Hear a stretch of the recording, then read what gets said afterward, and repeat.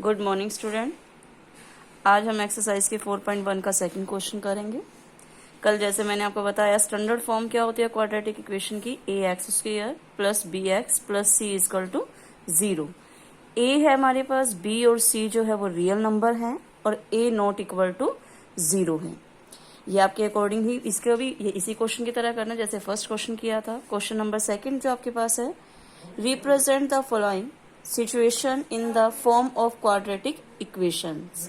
आपको quadratic equation की represent करना है बेटा, आपको सोल्व नहीं करना। जैसी जो सिचुएशन दी हुई है आपके पास उसको ओनली रिप्रेजेंट करना है। अगर यहाँ कहता है सोल्व तो आपको पूरा सोल्व करना होता है। अब आपको ओनली क्वाड्रेटिक इक्वेशन बनाकर ही छोड़नी है यहाँ पर। जैसे इसका फर्स्ट पार्ट जो दिया हुआ है आपके पास, the area of a rectangular plot is 528 metre square, the length of the plot in metres is one more than twice its breadth. We need the length and breadth of the plot. आपके पास है यहाँ पर कि area given है आपके पास बेटा rectangular plot का 528 मीटर।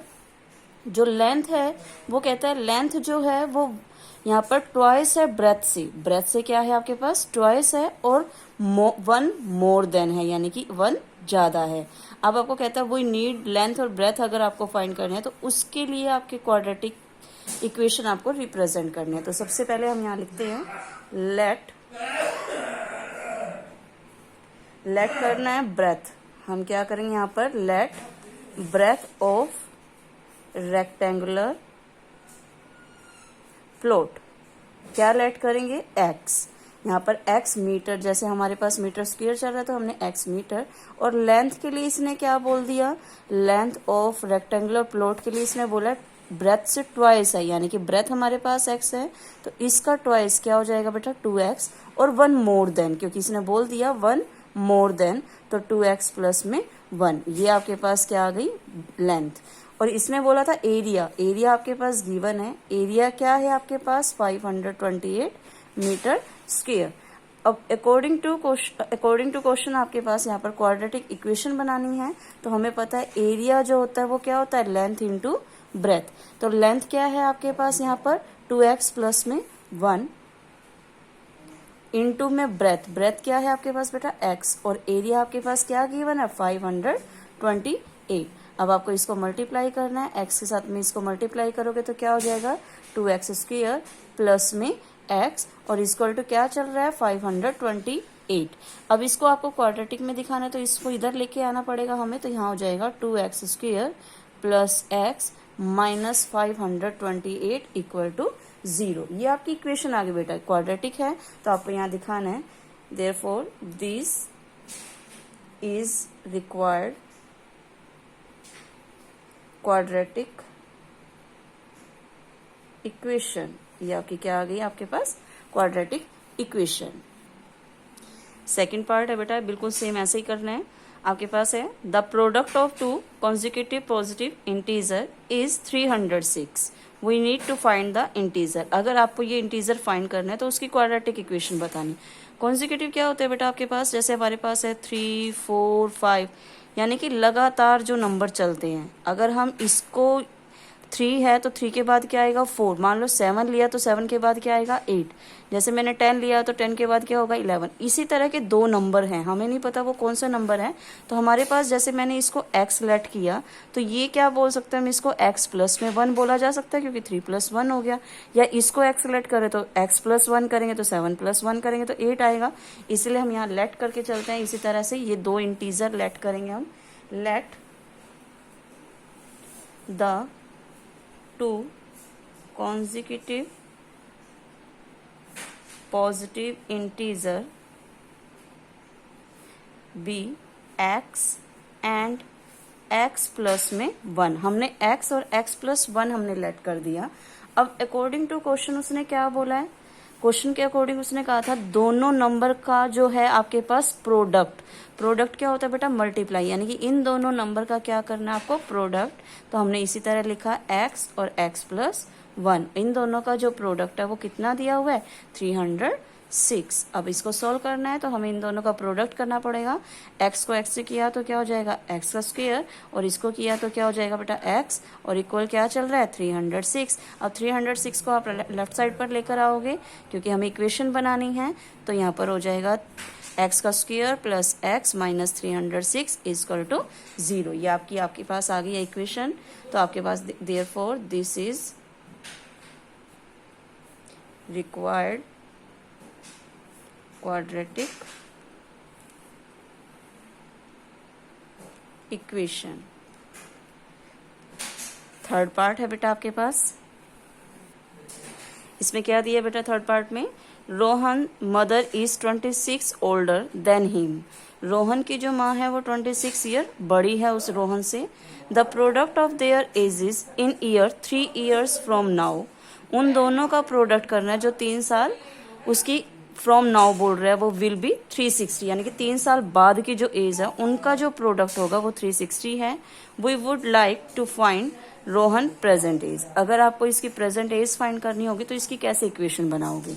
आपको सबसे पहले यहाँ लेट करना है, क्योंकि हमें फाइंड जो करना होता है उसी को लेट करना है। हमें यहाँ पर लेट किया, let the present age of Rohan be x years.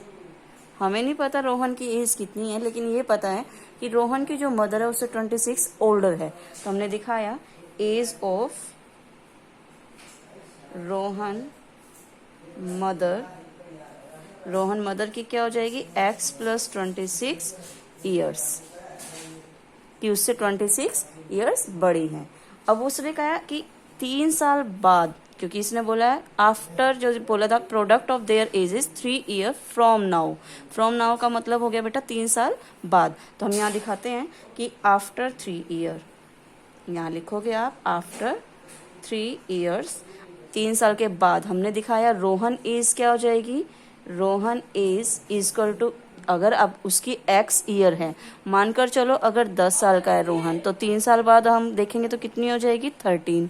अगर वो 15 का है तो 3 साल बाद क्या होगा 18, यानी कि 3 क्या हो रहा है ऐड हो रहा है। तो हमने क्या किया x प्लस 3, हमें नहीं पता कितनी है, लेकिन उसके अंदर कितना हो गया 3 ऐड हो जाएगा। तो ये रोहन एज आ गई। और रोहन की जो मदर है, यानी कि रोहन मदर एज, अब रोहन मदर एज कितनी थी x प्लस 26। अब 3 साल बाद पूछे जा रही है तो इसके अंदर भी हम 3 ऐड करेंगे। तो 3 ऐड किया तो ये कितनी हो जाएगी x प्लस 29 ईयर्स, यानी कि आपके पास रोहन एज क्या आ गई आपकी 3 आफ्टर 3 ईयर x प्लस 3, और रोहन मदर्स एज कितनी आ गई x प्लस 29। अब लिखेंगे according to question. According to question उसने बोला था कि द प्रोडक्ट करना है 3 ईयर फ्रॉम नाउ जो एज है, यानी कि दोनों का जो हमारे पास 3 ईयर जो आफ्टर जो एज आई है उन दोनों का प्रोडक्ट करना है। तो आपने लिखा x plus 3 x plus 29 equal to कितना है 360, ये आ गया। अब इन दोनों का प्रोडक्ट करना है। अब आप डायरेक्टली प्रोडक्ट भी कर सकते हो या आइडेंटिटी भी लगा सकते हो, वो आप पर डिपेंड करता है। तो हमने यहाँ पर पहले x से मल्टीप्लाई किया x प्लस 29 को, फिर 3 से मल्टीप्लाई किया x प्लस 29 को इजकल टू 360। x से किया तो क्या हो जाएगा बेटा x square plus 29x plus में 3x प्लस में 29 और 3 को जब हम मल्टीप्लाई करते हैं तो हमारे पास कितना आएगा यहाँ पर 87 और इजकल टू 360। अब 360 को इधर लेकर आना है तो यहाँ पर हो जाएगा आपके पास, यहाँ मैं लिख रही हूँ x स्क्वायर प्लस 29, और यहाँ जो 29x और 3x था इन दोनों को ऐड कर देंगे बेटा। 29 और 3 कितना हो जाएगा 32। तो यहाँ मैं लिख रही हूँ 32x प्लस में 87 था और माइनस का 360 हम इस तरफ लेकर आए तो x स्क्वायर प्लस में 32x और माइनस प्लस क्या हो जाएगा माइनस। जब हम माइनस करेंगे तो हमारे पास कितना आ रहा है 273 इजकल टू 0। ये आपकी क्वाड्रेटिक आ गई है इक्वेशन। दिस आप लिखोगे therefore this is required quadratic equation. Fourth part है बेटा आपके पास। अब a train travels a distance of 480 kilometre at a uniform speed if the speed had been 8 kilometre per hour less than It would have taken 3 hours more to cover the same distance. We need to find the speed of the train. इसका मतलब क्या बेटा कि train है जिसके distance कितना दे दिया उसने 480 किलोमीटर का, कि यानी कि इतना डिस्टेंस वो कवर करती है और यूनिफॉर्म स्पीड से यानी कि समान चाल से। अब वो कहता है अगर उसकी स्पीड जो है 8 किलोमीटर पर आवर लेस कर दी जाए, कम कर दी जाए, तो वो कहता है it would have taken 3 hours more to cover the same distance. इसी डिस्टेंस को कवर करने में वो 3 घंटे ज़्यादा समय लेती है। We need to find the speed of the train, कि अगर ट्रेन की स्पीड अगर आपको फाइंड करनी है तो उसके लिए आपके पास क्या जो सिचुएशन है उसके अकॉर्डिंग क्वाड्रेटिक इक्वेशन आपको दिखानी है। तो सबसे पहले हम लेट करते हैं, let the speed of the train, हमने लेट कर दी x किलोमीटर पर आवर। आपको पता है स्पीड हमेशा किलोमीटर पर आवर में लिखी जाती है बेटा।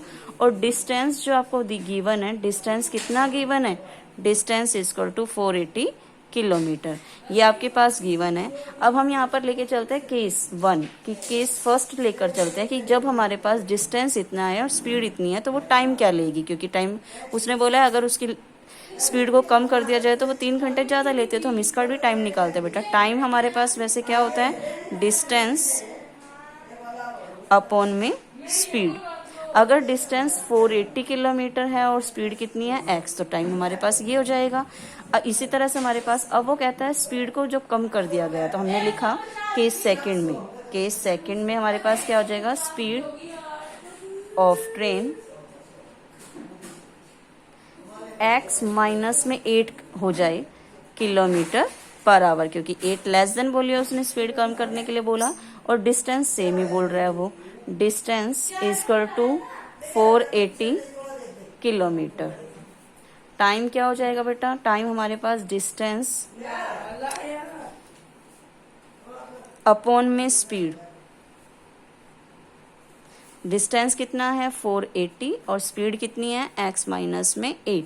अब हमारे पास टाइम ये हो गया। अब हमें ये पता है अकॉर्डिंग टू क्वेश्चन आप लिखोगे बेटा यहाँ पर कि इसने बोला 3 घंटे वो ज़्यादा ले रहा है, इसका मतलब हमारे पास देखो ये टाइम ज़्यादा लेगा या ये, जिसकी स्पीड कम हो जाएगी तो टाइम वही ज़्यादा लेगा बेटा, क्योंकि आपको पता है जब गाड़ी स्पीड से चलेगी तो वो टाइम कम लेगी कवर करने में डिस्टेंस, तो इसने ज़्यादा टाइम लिया तो हम इसको पहले लिखेंगे 480 अपॉन में x माइनस 8।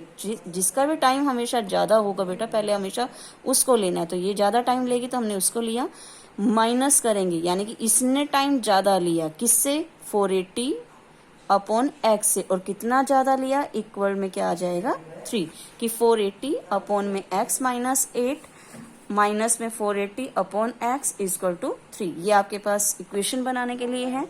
अब आपको क्या करना है, इन दोनों का एलसीएम लोगे बेटा। एलसीएम क्या हो जाएगा, x और x माइनस में 8, इन दोनों का आपके पास एलसीएम आ गया तो क्रॉस मल्टीप्लाई कर लो, इसको इससे करना है, इसको इससे, तो x से जब हमने इसको किया तो ये क्या हो जाएगा 480x, और इसको इससे किया तो 480 को x माइनस 8 से करेंगे इक्वल टू कितना है 3।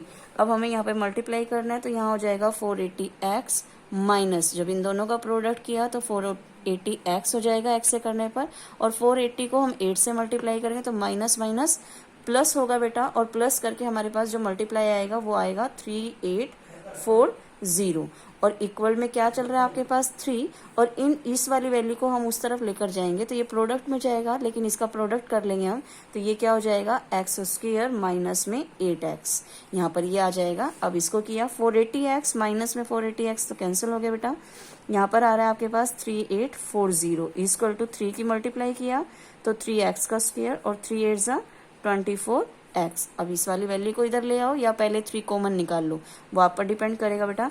हम इसको लेके चलते हैं कि 3x का स्क्वायर माइनस 24x, और इसको इधर लेकर आए तो क्या हो जाएगा माइनस का 3840 इक्वल टू 0। या एक क्वाड्रेटिक इक्वेशन तो ये आ चुके हैं क्योंकि इसकी डिग्री 2 है, लेकिन इसमें से कॉमन निकाला गया, आपका जो आंसर है वो 3 कॉमन निकाल कर दिखा रखा है। 3 कॉमन लेकर जब हमने 3 कॉमन निकाला तो क्या बना, x का स्क्वायर माइनस 24 था, 3 निकल गया तो क्या हो गया बेटा 8x, और यहाँ से 3 से जब डिवाइड किया तो आपके पास आएगा 1280, और इक्वल क्या चल रहा है 0। इस 3 को उधर ले जाके क्या कर देंगे मल्टीप्लाई, क्योंकि डिवाइड हो जाएगा, सॉरी यहाँ पर मल्टीप्लाई, उधर जाके क्या होगा डिवाइड, और 0 को किसी से भी डिवाइड करते हैं तो हमारे पास आ जाएगा x square minus 8x minus में 280 इक्वल टू 0, क्योंकि 3 से डिवाइड किया तो आंसर इज 0। यही आपकी रिक्वायर्ड इक्वेशन है बेटा। Okay, thank you.